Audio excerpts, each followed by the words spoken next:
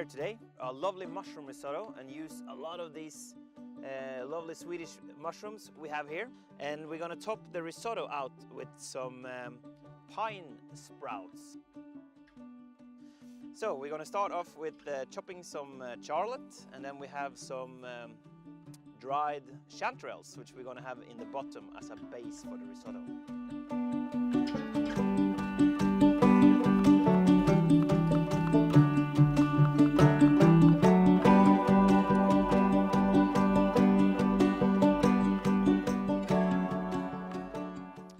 So then I'm just gonna take a little bit of olive oil in the bottom of a pan, and then we move down to the fire.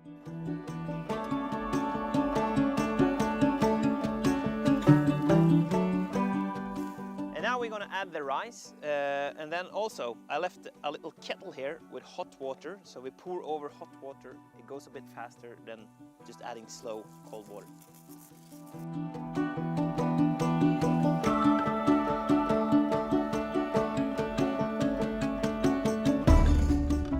We're going to top off our lovely risotto with some mixed mushrooms. So you just add a little oil and salt and put it direct down on the fire, and it will not burn because of all the water that is in the mushrooms.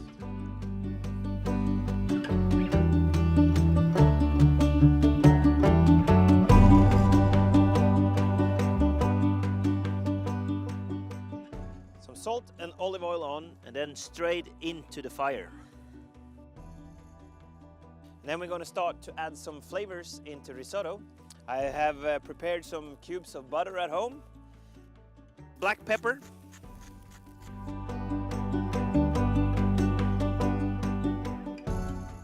then we add some Parmesan cheese, which I'm just going to stir down, and then on top goes the mushrooms.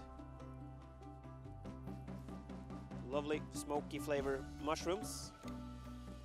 And then to finish it up, the lemon of the woods with this pine sprouts.